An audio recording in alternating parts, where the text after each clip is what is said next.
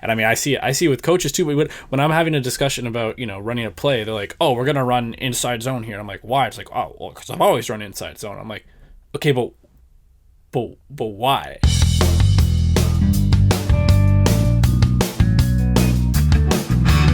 Hello and welcome to At the 55, your home for OUA football.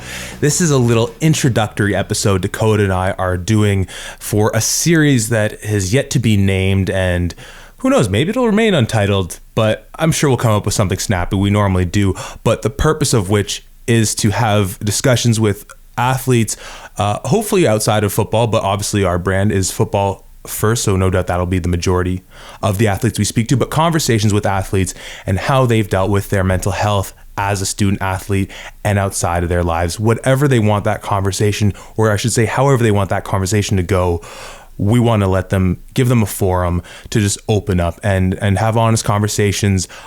In some ways, I feel like this is an extension of what we tried to do, and not to say that it's not working, but when we did Outside the Playbook, where AJ wrote that great piece, and frankly, maybe more players are just down to hop on a podcast and just shoot the shit versus writing something out.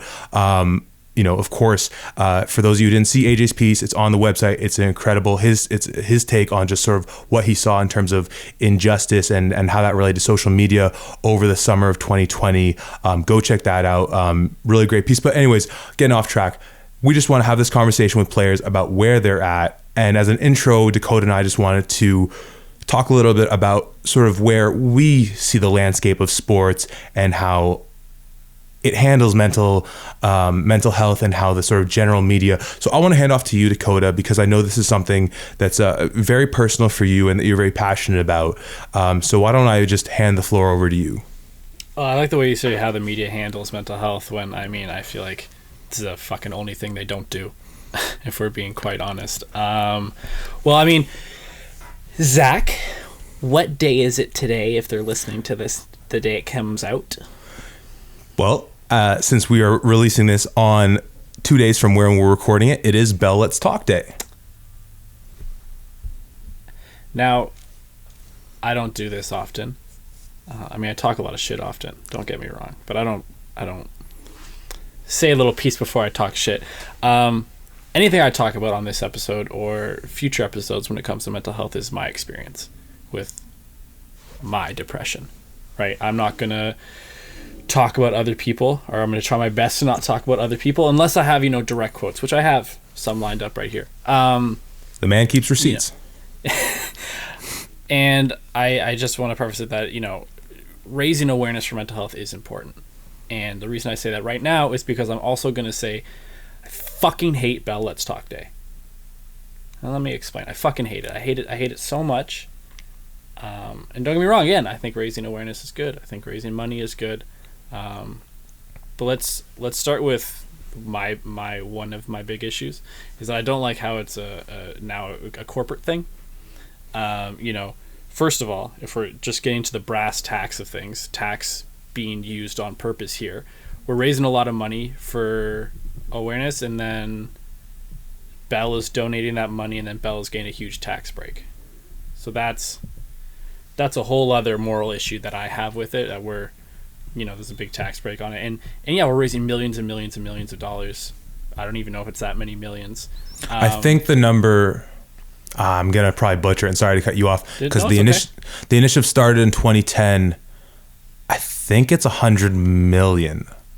Think that's year or no, over that 10-year span. I believe that was the number I was reading this morning. Probably should have written that down to have it in front of me. I'm sure we could pull it up at some point, and if I'm wrong, I'm sure someone will fact check me on that. But anyway, sorry to cut you off. No, and that's fine. And $100 million is great, but how much money does Bell make in a year? Billions. And I preface that as all right, I present that as a question, but it's a statement. They make billions of dollars, and they're claiming that they care about mental health. And I'm getting off topic here when it comes to football, but this is just my aggression towards Bell Let's Talk Day. On the side of corporate things here is Bell cares about mental health. Let's talk about their the word escapes me here. Their contract with the Ontario government when it comes to jails. Yeah. Let's talk about the fact that anyone that's in a jail has to pay at least at minimum a dollar to communicate with someone in quote unquote the outside world here, and it can be upwards of $15 if it's long distance, and it has to call a landline, so it can't be calling any other kind of service provider here. You want to talk about mental health, and I don't want to hear anyone saying, oh, the people in jail, they made their choice, they deserve whatever they deserve. Shut the fuck up. You want to talk about mental health, like why are you silencing people? They can't they can't call out and get resources. They're now having to pay for things like that.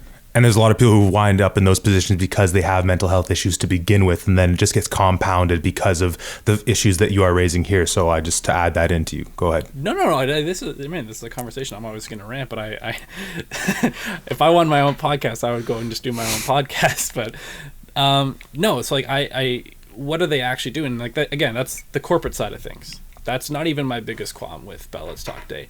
I know not personally for me, but I know there are a lot of people that get triggered by Bell Let's Talk Day, and also people that feel excluded. So they're shoving their own mental illness in their face, and they get triggered, they get overwhelmed. And then there's people that feel like they're not included because, let's be real, Bell Let's Talk Day, the main focus is depression and anxiety, and that's huge. And especially in a time where people are locked in, there are higher rates of not only people that are already suffering from depression and anxiety, but people that are now experiencing, some sort of depression and anxiety. But what about people that that have bipolar disorder? Those people aren't really being included in something that's supposed to be inclusive. And so like that's the beginning of my frustrations, and I'm going to continue, and I'd love for you to step in before I continue with my frustrations. I know it, and like I completely hear where you come from, and there's actually what was pleasantly surprising in some of the reading I was doing, just sort of prepping for this, is actually a decent amount of scholarship on this very topic. And I'm forgetting her name. I want to say the last name was Vido, but she did her master's at Windsor, and when she wrote her dissertation, I believe in 2019, it was exactly about, and I don't remember the title, it's not hard to find if you sort of Google some of these keywords, but about the sort of, not just the efficacy of Bell Let's Talk Day in terms of perhaps some more of the questions regarding the corporate side of it, but in terms of actually some of the other themes that you're picking up on in terms of isolation, or not isolation, but I read through it kind of quickly. I'll be honest, I didn't read the full dissertation because it's some 60 pages long. But point being that like I was actually impressed that there is scholarly work being done sort of on this topic to examine it, because it's definitely complicated. For me personally, I take a more, I don't know, sometimes maybe it's an ignorant perspective from just like not doing more looking into it and just hearing out other people. But the idea that, and I did check while you were talking there, it was around 100 million over 10 years. And I guess the way I walk away from it, hearing, things that you say, and I've had other conversations, is that it's far from perfect. And there's a lot of things that they do that's like, just by not doing what you're, the prison situation with the phones is a great example. It's like, you could just fixing that would be a hell of a start. Overall, I take more of an approach of like, it could be better. Let's acknowledge that like there are flaws in what they've done. While it has been a good thing and it has given people a time to talk about these things when perhaps in the past it just hasn't been spoken about, but then recognizing that it's imperfect. And I guess sort of my question to you is that, given that you do acknowledge and recognize that there are benefits to, while perhaps you don't love the corporate side of it, that as opposed to a grassroots model, there are going to be benefits of having a corporate sponsor and a corporate connection. But so I guess part of my question I want to sort of throw to you is, what are some of the things that, if you can maintain the positive components of this and reconcile some of the issues that you see with it, what would a more appropriate, or I don't know what the word is, just what would be a version of this that you would like to see, or maybe it's a completely radical change in it? So before I get into that, one thing, and again, anyone that's listening, I would encourage you to fact check anything I say, whether to maybe I have my facts wrong and you can correct me, or to further educate yourself. But just talking about the prison thing just briefly again, Bell makes more money off of that in a year than they donate in a year, from what I was reading. That's fascinating. Okay. And again, I could be wrong. The articles I read could be wrong. Yeah. But it's what I've read. So for me, that's you're not actually no money's coming out of your pocket really. It's like a neutral. It's like it kind of bounce. Yeah. I mean, so the thing with me is the money's being donated, and I'm positive when I log on to Twitter Thursday, I'm going to see probably Doug Ford tweeting Bell Let's Talk and politicians tweeting Bell Let's Talk. But what's actually happening? Why we're shutting down, social work programs. We're cutting budgets for social workers and things like that. So put your fucking money where your mouth is. And it isn't, again, I don't want to go on a rant about, what people should do better. And I just kind of want to talk a little bit about my beef about the day, and then obviously about some other stuff when it comes to sports and mental health. But I mean, similar to an episode you're going to listen to when we talk to Elaine, don't fucking lie to me. If you don't care about this, then just say that. And I'm not going to respect you for it. I'm going to think you're a piece of shit. But I would prefer that than seeing a bunch of politicians and a bunch of, celebrities and all this stuff tweeting out Bella's talk. It's important to raise awareness, and it is important to raise awareness. And I can't paint with such a broad brush and say that all celebrities and all politicians are, pieces of shit. But I mean, I promise you that I will see Doug Ford. I don't follow him, so I'll probably have to look for it. Tweeting Bell Let's Talk. Mm-hmm. Dude just cut a shit ton of budgets for after school programs for kids, which includes the sports, which includes a lot of stuff, which includes like after school meals and stuff like that. And you don't think that's important. You don't think I'm not attacking you, but I'm saying people don't think that's important. Yeah. That's not, directly in correlation with what's someone's livelihood, someone's mental health. Like, and I understand. I'm not a politician. I don't see the books, but just don't be such a two-faced piece of shit garbage asshole. And I don't have the answers. I don't know. First of all, take Bell out of it. Start, like, you made the day a corporate day. Let's be real here. Well, so a lot of, and going back to that piece I was butchering and trying to give the synopsis of, and even just say who the author was, but there's a lot of the conversation, a lot you find written online is that it's it's a marketing thing more than anything, right? And I think that from some of our conversations we had before, perhaps is where it touches a nerve for people, where it's commodifying something that's so personal for people, and once again, as someone who just doesn't have that innate response to it and that feeling, but of course that doesn't mean that it's not authentic when other people feel that way. My piece still sometimes comes back to like, well, it's the kind of it's kind of what you get in that environment where it's like, it is a bit of a trend, but it's similar to when there was the ALS bucket challenge, and most people probably did that because they just saw their friends doing it and it was a fun thing to post, and then you share it, and maybe they didn't even know what ALS was, and maybe they didn't even know more after that sort of passed. But you know what? I still feel like a lot more people knew about it after all that than they did prior, and it probably raised a lot more money by sort of connecting with a viral thing than it would have of just a more traditional, and then that way of raising money. And then, that of course ties into the component of slacktivism, and is that actually effective or not? And so, I mean, there's so many moving pieces to all of this, and I don't expect you to have the answer, of course, when I throw it to you, because of course, if there were a more suitable solution, I like to think there's smart people out there in this world who are making decisions. Not all the people who make decisions are smart, and a lot of them aren't, but that there's, a few Joes and Jills that are quite smarter than you and I. I like to think that if there was something obvious that is missing that could be fixed, that I'd like to think that someone would have jumped on it. So, but it's a complicated conversation. I think that's the key here, is that it's not perhaps just, it's not black or white. There's I think, and I don't mean to do this thing where you kind of end up sort of negating from both sides to saying like, well, it's somewhere in the middle. But I do kind of believe that in this situation where it's like, well, let's see, how can we maintain the good that comes from this, but make it reformed in a way that tackles the criticisms that, yourself. And like I said, there's a lot of scholarship and just articles that people are talking about how, even if it's anecdotal, but just because it's anecdotal, if there's a lot of people giving their own anecdotes, that turns into, a bit of a, there's a through line in that like, yeah, it's not perfect. So I don't know if you have any more thoughts on that, or whether you want to transition more into the sports specific realm of it. But well, I mean, I definitely have at least one more piece on Bella. Yeah. You are right, and I won't deny it. It isn't black and white. It isn't all bad, and it isn't all good. And I mean, I feel like that's everything in life. You got to take the good with the bad. But it doesn't mean that I have to kind of sit back and like it, and that I won't sit back, and if I don't like something, I'm going to say I don't like something.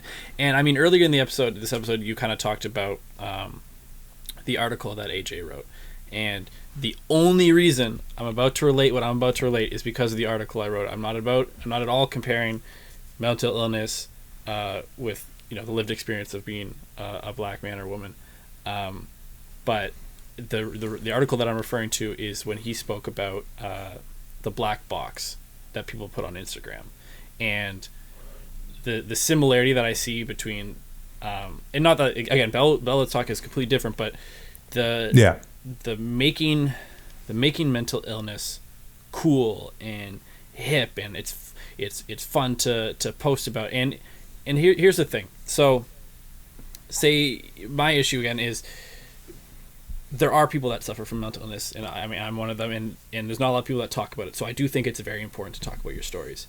I think the lying, not the lying, because that's a little harsh, but like the facade of it all, of everyone posting, oh my God, if you ever have a problem, you can reach out to me. I'm always listening, and that's really important. It's really important to be able to have someone to talk to and be able to trust and be vulnerable with, but only if that's an honest, supporting relationship. Because I mean, Zach, you and I have been friends forever, and like we can talk about stuff, but I mean, I'm not going to talk to just anybody about anything, and opening that door and saying that, I'm willing to listen to your problems, but then not actually be willing to listen to the problems. I think people just need to be a little more honest about things. So I mean, I wrote some stuff down about this, but then I get a little bit passionate and I get a little flustered. But yeah, I just think Bella's talk is one day that kind of people talk about mental illness, and it's something that I live with 365 days of the year, 24/7.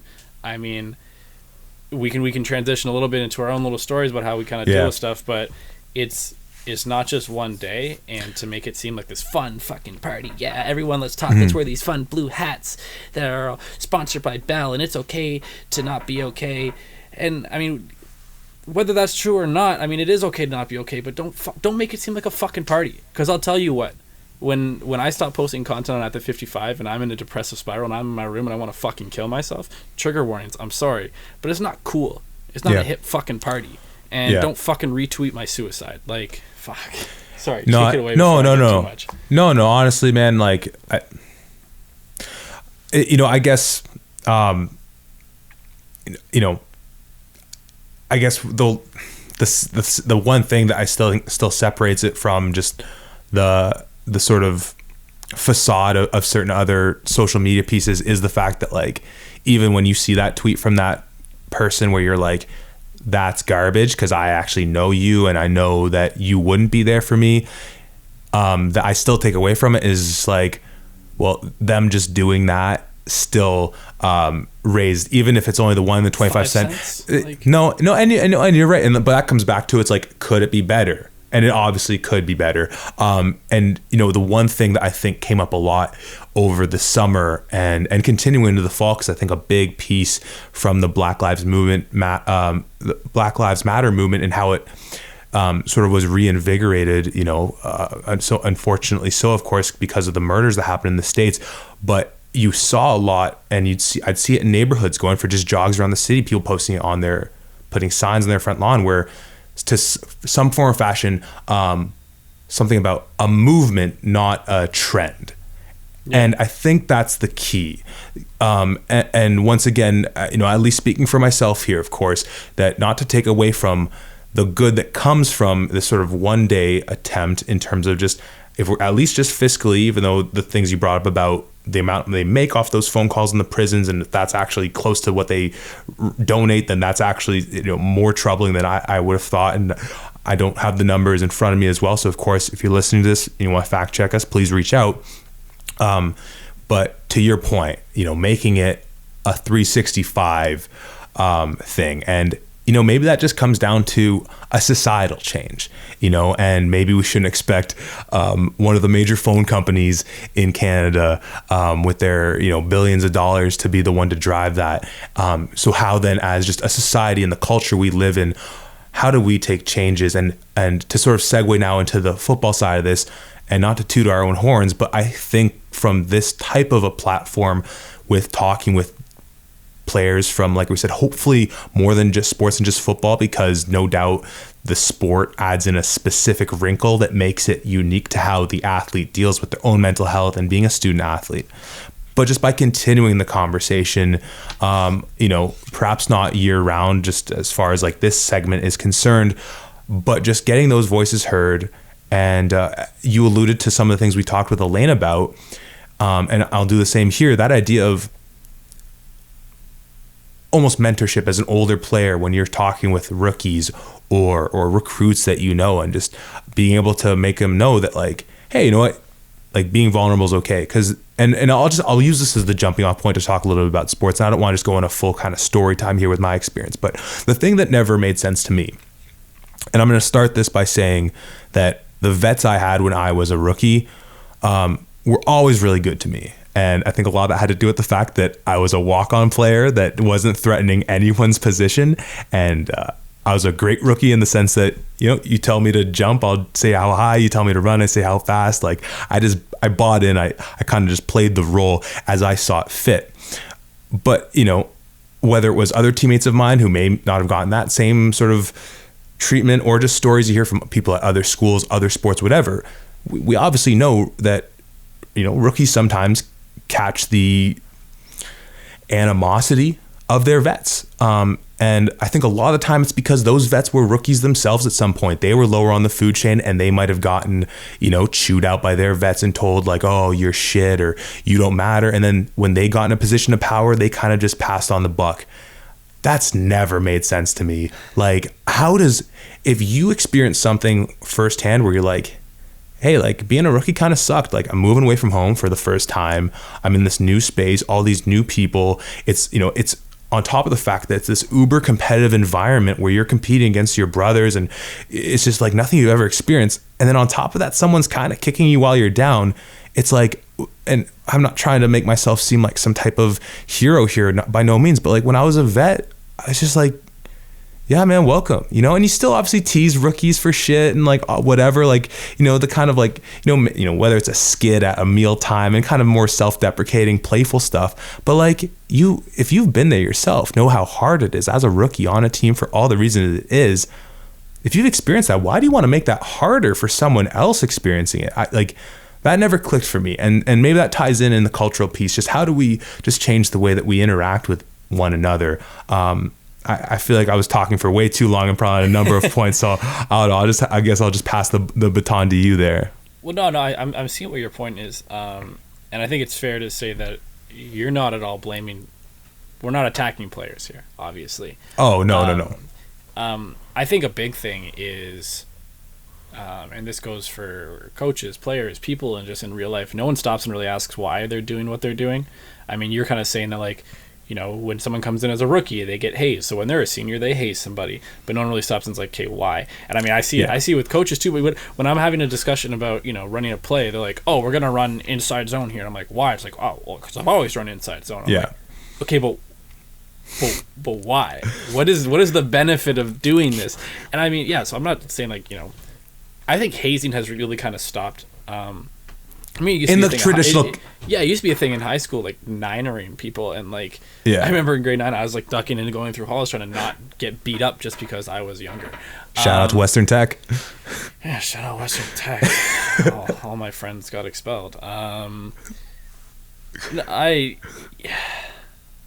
don't know. I just think, and I think when people kind of bring it up, like, maybe we shouldn't do this or maybe we shouldn't do that, the immediate thing is, you're soft, you're a pussy, this is what you signed up for, why are you being a little baby? But it's like, okay, how am I being a baby because it will just go to like a generic bullying thing. How am I being a baby because I don't want my head shoved in the toilet? Like, how am I being a baby because I'm saying that it's okay for my quarterback to go through a cycle of depression. That doesn't make him any less of a man. I mean, the stigma about you shouldn't be going to therapy, and I had this my entire university. I was like, I'm never going to therapy. I'm never fucking talk about my feelings. Never, ever, ever. It's such a pussy thing to do. It makes you such a, and I don't even like using that term, but it makes you such a, it makes you weak. But why? Why does it make you weak? Like, I'm saying, there's obviously stuff that I can't comprehend myself in my brain, and it's like, if I say for some reason I'm an offensive lineman or I'm a defensive lineman and you're playing O-line and I can't get by you, am I not gonna go to the gym to get better?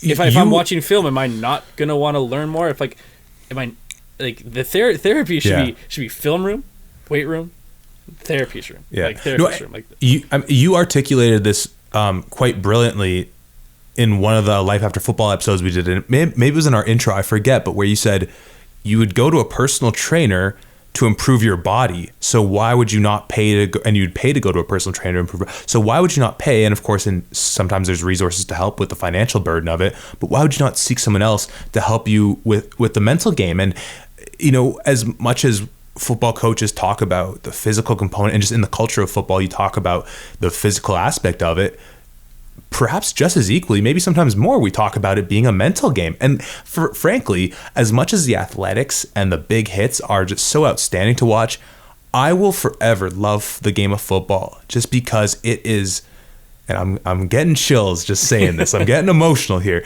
It is a beautiful fucking game.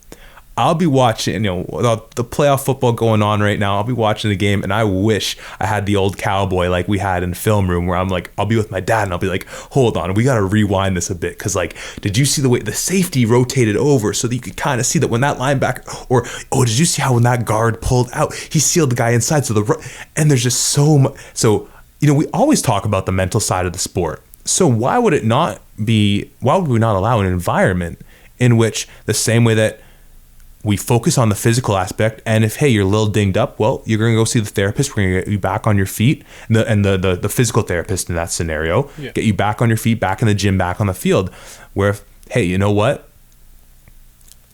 Things aren't going great upstairs for me right now. And I don't mean to make light of it by sort of wording it like that, but all right, well, you know what? Let's get you someone you can talk with, someone you can be honest with. And, the one time, I'd say the hardest time I ever had in my football career from sort of a mental standpoint, and there were plenty of times, 4 or 5 times maybe, where I genuinely thought of quitting, leaving the team.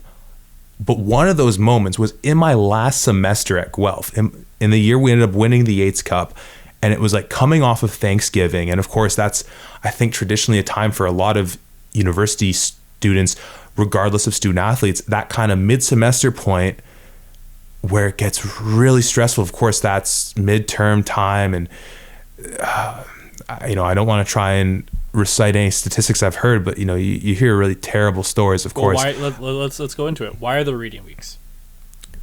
You tell me. I know we talked about this with Elaine, but you go ahead. Because people kill themselves. Yeah. That's something that needs to be evaluated. Like, a school is saying, hey, we understand that what we're putting you through is extremely strenuous. Yeah. And to the point where you may take your own life. And our solution, have 3 days off. Yeah. And you know what I hated the most? And I don't think we didn't have a fall reading week. But we'd have that just got implemented like in 2014, 2015 at Western, something like that. Yeah.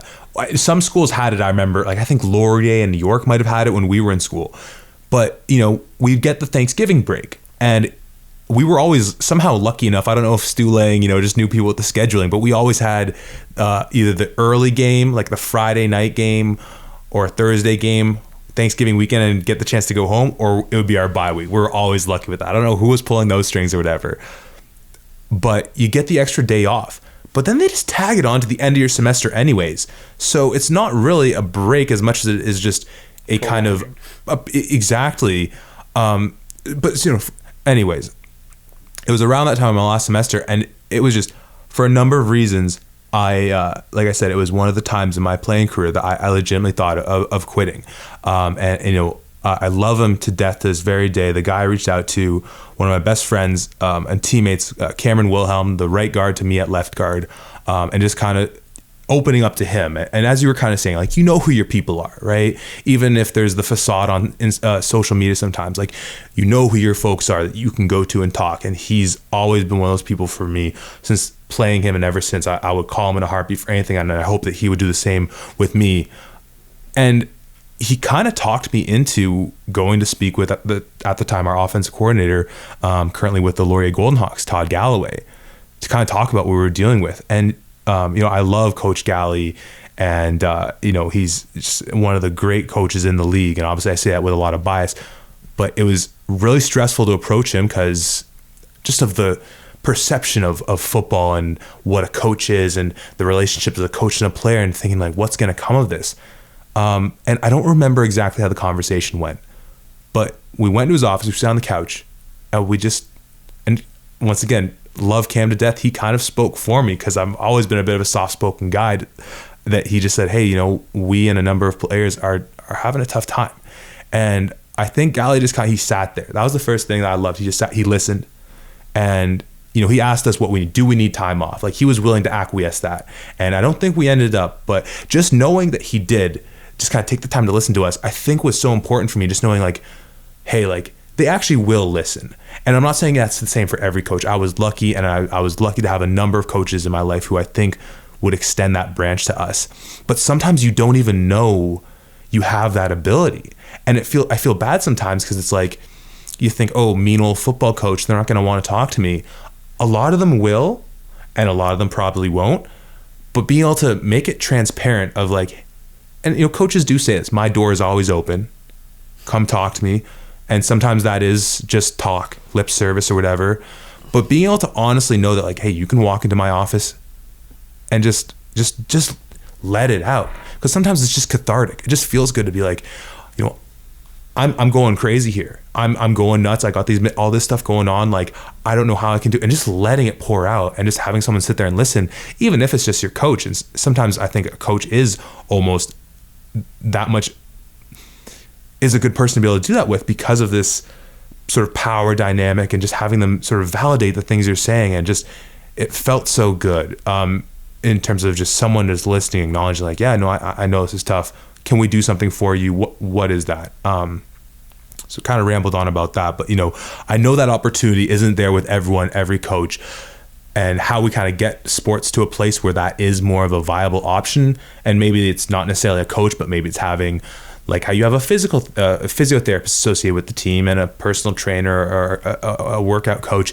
As you kind of mentioned, you have someone affiliated with the team that you can go speak to, and maybe teams have that already. But well, I mean, usually I like to joke around, take shots at programs, take shots at coaches just for the heck of it. But I'm not going to do that here, so I'm not going to say this is any program in general. But let's be real. You go into a program, and not even just football, any kind of sports program, and the resources there are physical training, physical therapy, and tutoring. Because they just need to get you through 5 years. And you're at an age where you come in 17 years old until 24, 25, depending on kind of on the COVID restrictions. Yeah, this is the time of your life where you're kind of turning into the adult that you are. You haven't even kind of realized, I didn't realize anything about my depression. Obviously I had a breaking point, and that's something for a personal conversation, but I didn't realize anything about my own mental health until I was out of university, by like a year and a half. So they don't, and I'm not saying but for them, it's not something they have to do. They have to make sure you can hit the field. Right. And why that means they have to be in shape, you have to be healthy in shape, and you have to be academically eligible. They don't have to take care of your mental health state. So why would they? No, 100%. And it comes back to what we've talked about on a number of fronts, where it's like, if winning is the ultimate goal, I mean, it shouldn't come at the sacrifice of any of those things you mentioned, whether it's your physical health, your academic standing, and of course your mental health. But you'd think that covering all those things and having players that aren't, you know, putting on the tough face when they show up to practice and then leaving freaking out about everything that's going on in their life and not having an outlet, that how is that conducive to getting the best play you're going to be on the field? And, you know, maybe it does. Like, maybe I'm sure there are people who just take all that shit going on, and I've done it myself too, where you have crap going on in your life and you just fuel yourself, and you just, you know, it in a weird way makes you a better player. But that's besides the point. Of just like, as you said, we always talk about taking care of the players for those things that you highlighted, but that's not the full picture. Yeah, and I'm definitely someone, I mean, less so with football, more so when I play competitive hockey, that like me being angry, I played a better game. So I could use emotions to my advantage. But that fuel, to be kind of lame here, I feel like it's kind of like when you're playing Need for Speed or something, you hit the nitrous. It gets you there, but then it's empty. And I mean, so for me in my second year, when I was playing for the London Beefeaters, the 2 weeks before the championship game, my high school coach, who was like I'd call him more of a friend just because he was, you know, I think he was like 25 when I was in 18 or something like that. He died. He was in a coma for a month. Oh, wow. Rest in peace, Pete Cram. In a coma for a month. It was a questionable hit and run, and he died. And I didn't know how to handle my emotions, so someone told me that. It's like, cool. Sat in my room silently for like 30 minutes, and then picked up my football equipment and went to practice. Like, and I mean, I probably still haven't really handled that in a proper way, and that's something that's a serious traumatic event for me. And I mean, there's millions of other people that have similar situations or comparable situations that they don't have a resource. I mean, Ryan Clutterbuck, he was my coach at the time. Shout out Ryan Clutterbuck. Coach V also, I mean, they both knew. They both came out to me in private, talked to me about it. They were great. Those are two of my all-time coaches for that. That's the reason we won the championship, is because coaches that cared. They were coaches that actually gave a fuck about us. And I mean, that helped me, but not everyone has that. People don't have resources. That's something that I should have talked to somebody about that. I mean, I should have talked about how that affected me. But for me, I was just like, it was just a coach. It's whatever. And then the championship game was the day of his funeral. I was like, I'm just gonna go to the game. And I mean, to be fair, he probably would have wanted me to go to the game if he was around. But it's like you need resources, and that's kind of a situation that it's not just for sports. And going back to the rant I said about Doug Ford, it's like you're taking away these resources, and we're using these athletes, whether it's football, whether it's basketball, whether it's soccer, whether it's whatever, we're using them, and then we're saying, all right, you guys go figure it out. Have fun. Figure out your mental health. We've already kind of fucked you up. Go figure it out. And I mean, as we kind of talked about it, I think when I was talking about my beef with Bell Let's Talk, I think my beef is with phonies in general. And I mean, I think programs are a problem. I think, people can be a problem. I think we have a responsibility. And I say we as in media. I know, quote unquote, like we're not, and it's not media, but like it's media, whatever. I'm going to call this media for the sake of this argument. And my biggest beef, and I'm trying to remember if you're okay with me kind of going on a little bit of rant here, was... Please. So a fellow Dakota, but no one calls him Dakota, we'll call him Dak Prescott, came out in, I think it was the summertime, kind of spoke about his brother that took his own life. His brother was dealing with depression, and obviously the situation he was dealing with COVID was too much for him, so he took his own life. And Dak talked about the fact that, what he went through kind of dealing with that traumatic event, and it came out after, like, a couple months after. Like, no one, obviously people knew about it, but it wasn't in the media that Dak Prescott's brother had killed himself. And he kind of talked about, he lost his motivation to eat and work and work out and watch film and all this stuff. And, that's a very serious thing. And Skip Bayless, so first of all, moving forward, I know people have called me the Skip Bayless of this podcast because I talk a lot of shit. Moving forward, if you refer to me as a Skip Bayless of anything, I will take that as an insult, and I will treat that situation as such, as if you had insulted me. Don't call me Skip Bayless. Not to take this lightly, because I know that's a very serious thing for you, and you're gonna obviously get to that point in a second. But does that make me Shannon Sharp? Because like I'm cool with that. No, I'll make you Stephen A. Smith. Make you old school. No. I got the mustache. Skip Bayless pretty much called Dak Prescott weak, and it showed weakness for him talking about that. I'm just trying to find the quote here. He said, "Look, he's the quarterback of America's team, you know, and I know this sport you play, it's a dog eat dog." He just says dog eat dog. It's no compassion, no quarter given on football field. If you reveal publicly any little weakness, it can affect your team ability to believe in you in the toughest spots, and definitely could encourage others on the other side to come after you. So we pretty much said, okay, cool. I understand that your brother died. But like, don't talk about it. Don't talk about it. So I don't like. I hate phonies in the sense where you can't. And I don't even know if he's ever publicly said anything positive about mental health. But he has a platform, and don't get me wrong, he got trashed. It was one of my favorite days on Twitter, because Twitter is a hateful place. But it seemed that everyone came together and was just like, fuck Skip Bayless, he's a stupid piece of shit. And I love that. He got trashed. But he is not the only person that thinks that way.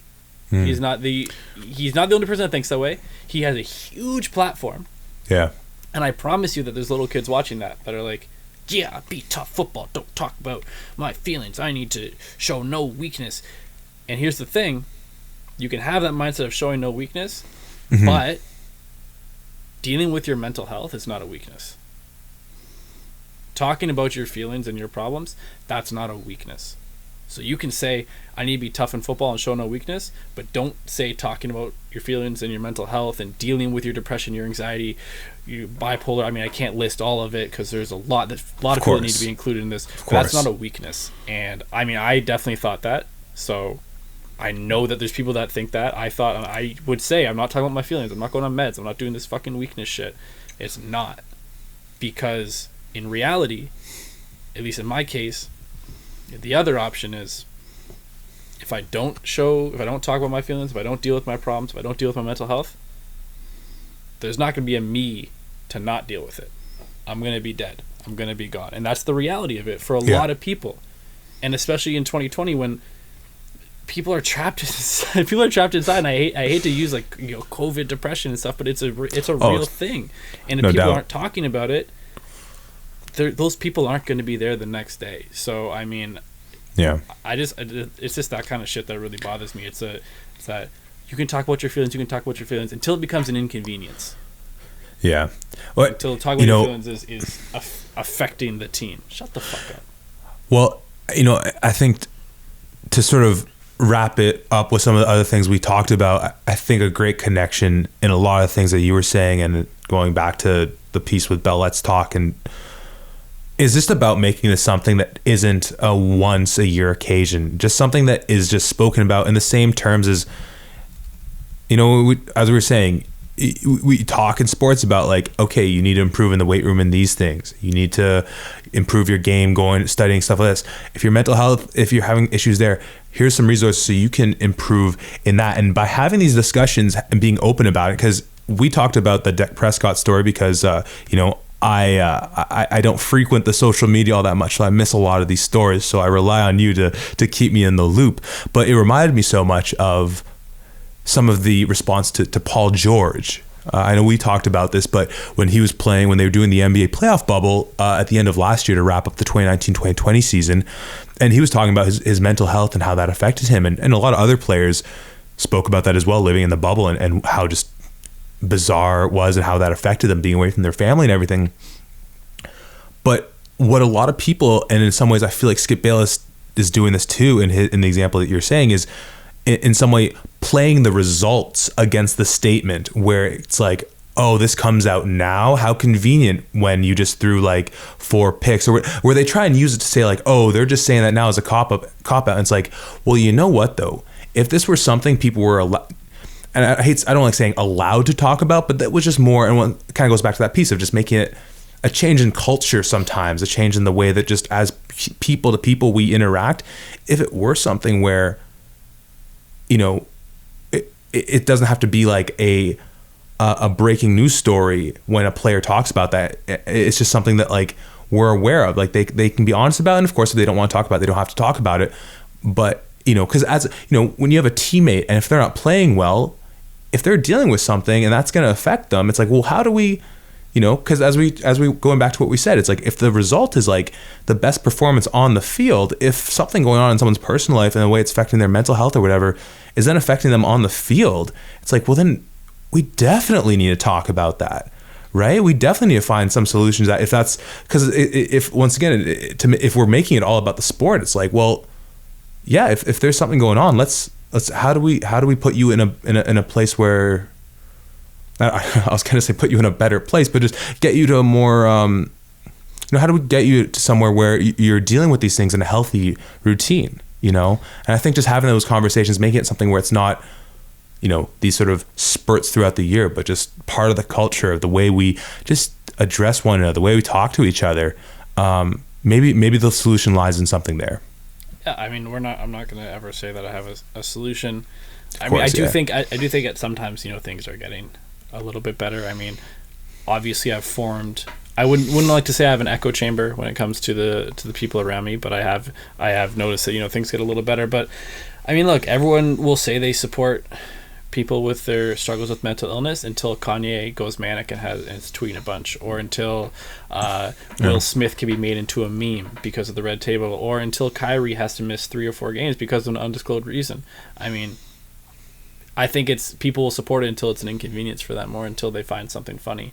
And not to sidetrack here or to all boost anything, but if you are watching this on any YouTube or anywhere we put it, you're seeing that Zac and I are wearing these hats that I at least like. They are for sale on our website, and the reason I am saying that is because all proceeds, and when I say all, I mean all, the only payment we're getting is to pay for the hats themselves. So 50 to 75% of the money that you're spending is going to go to Stella's Place, which is a charity run in Toronto, whose focus is on mental health for youth, for adults between the ages of 16 and 29 who are experiencing mental health challenges, to get the support that they need. So if you want to get a hat, we also have masks. I refuse to profit off masks. I refuse to profit off a pandemic. I promise you, you can go to our website at the55.ca. I believe it's /store or /shop, one of the others. You can pick it up. Get a nice little thank you note from Zac and I. I'll throw it in the mail, and if it's too far and the shipping costs too much, Zac or I will drive out to wherever the heck you are. Could use a little road trip getting out of the house. But yeah, I mean, obviously this is a very important talk for me. I could talk about this for a while, but I'm not going to, because as much as I am okay being emotional, I'm not going to get too emotional with things. And I think it is a good start, and we'd be kind of hypocrites if we said that Bella's talk is shit for talking about it for one day, and we're going to talk about it for one day. I believe we have 10 episodes coming out, and I know that wrapping up is usually your thing, so I'm sorry, but we usually have 10 episodes coming out. I mean, Langston McKinda's coming up next, and it's not just football. It's not just one is not just football, and 2 is not just guys, because I don't want to just have a bunch, and as important as it is to talk about mental health in football, we need to hear stories from everybody, and that's every sport, every race, every gender, and yeah, so I mean, we got a bunch of episodes coming out. I think by the time you're listening to this, Zac and I will already have recorded like 7. So I'm really excited about that. Obviously we have some other segments coming out, which, you know, you'll see, but yeah, Zac, sorry, I rambled away there a little bit. No, that was perfect, and I love the connection with the hats, because yeah, it's not just us. We're not turning a buck on this. We're trying to promote the brand and promote something that's important to us and to so many of you listening. Trust me, I don't have a job right now. I would love to make money.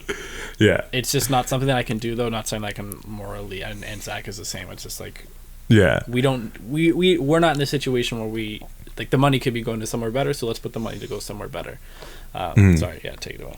No. No, that was great. And then, yeah, we'll obviously get to talk about, you'll hear us talk about a lot of these things and more as we do these interviews with, as Dakota said, a number of folks coming up, and including, as you alluded to, our first female guest in over, 3 years of doing the show. We have our first female guest coming on the show. Which is shame on us, but. Yeah, no, I'll put the egg on my face for that one.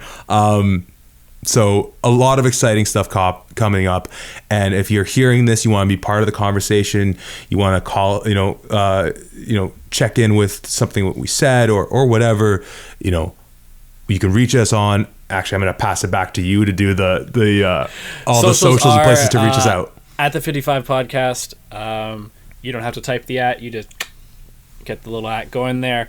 If you want to talk to me mainly, you can message us in the DMs. I'd love to, if you want to come on the podcast, talk about mental health and sport, have at it. If you want to just talk to us privately, you can message us there. If you want to write a little piece for Outside of the Playbook, I would love it. I really, really, really enjoyed AJ's article. I really encourage anyone that feels like there's something they want to talk about that isn't just going to the gym, working out, playing sports, doing that stuff. Something that's your real life, seeing more about athletes that isn't just on the field. And that's why I'm calling it Outside the Playbook. Message us, tweet at us. I don't think we have anything else. Go on our website. I'm sure you can contact us through there, and the email. Zach, what is it? At the 55podcast@gmail.com. Exactly, yeah. Yeah, follow, I don't even care if you follow and like. That's not even that important. But, if you want to have a conversation or, even if you're not liking what we're doing, I'm open to hearing that. Trust me, you will not be the first person to trash talk me in the DMs, and I guarantee you won't be the last. I get a fair share of those plus the good ones, so I'm not worried if you want to talk a little shit. And you know what? If you go on the website, if you read AJ's piece, if you go in the archives, you read the incredible piece Brandon, our brother Brandon Mackey wrote about his experience with concussions. Don't think that that's what you have to write. It can be whatever, it doesn't have to be an essay. Just if you have some thoughts you want to share it, we have a number of platforms that we have for you to be able to share your thoughts and feelings with whoever wants to tune in and listen. And we just like to hope that it maybe helps someone else out. That at the end of the day, just trying to spread the good word about all these things that we'd like to talk about, and of course, talking about some football along the way, which hopefully we'll get some word about something coming up, some news on that front. We have a couple of guests that we're trying to line up sort of outside of these specific interviews. We're doing our freshman 15, keep an eye open for that content, interviewing young players coming up in the league, as well as these conversations about mental health. Follow us on all those platforms Dakota mentioned to be able to stay up to date on everything we're doing. And if you have anything you want to say to us, how to reach us. I guess we should, so these episodes on mental health will be coming out every Thursday. Zach and I will discuss a time and try and coordinate. So it's, we're going to start doing YouTube videos. Hopefully this works. This is my first attempt doing YouTube videos for our podcast. A lot of people have said they want to do it. I guess people want to watch us. I don't know why. I look at you, I look at me, I say, let's keep it audio only. We're going to do these on Thursdays. Tuesdays will be our freshman 15. I know freshman 15 Fridays sounds a lot better, but I want to spread the podcast. And then, like Zach said, we're going to have people on here talking about other stuff, random guests here and there. And I think, what is that, one-off Wednesdays? So if we have kind of a one-off episode, we're going to throw it in on Wednesday. So you get Tuesday, Wednesday, Thursday episode. I'm going to try and dig myself out of this hole that I've been kind of put myself into over the winter break and try and get some content going back out on Twitter and definitely at least on Instagram and YouTube. So for all the people that don't actually listen to these podcasts and just like to look at pretty pictures, I'm going to try and do some more of that, but that's just me and dealing with my own demons right now. Well, on that note, and just actually to touch on something you'd mentioned there, if you want to talk to us about something, if you don't have the conversation about mental health, if it's not a freshman 15, those one-off Wednesday things, that's a perfect slot. We're always open to have conversations about anything. It's not specifically about these things. That's just obviously promoting what we're really excited about right now that we're doing with the brand. So on that note, you'll be hearing this on It'll be Thursday you're hearing this, so we'll have a freshman 15 for you next Tuesday. Our conversation with, we've already talked about, so we'll spoil it now, with Elaine Simonkinda, El Saucy himself, the new member of the Carleton Ravens, number 5, 5th player, best overall player in the OUA 2019.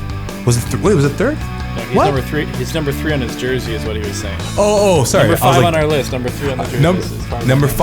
Number 5 on our list. Number 3 on the jersey. Number 1 in our hearts. On that note, we will see you next time at the 55.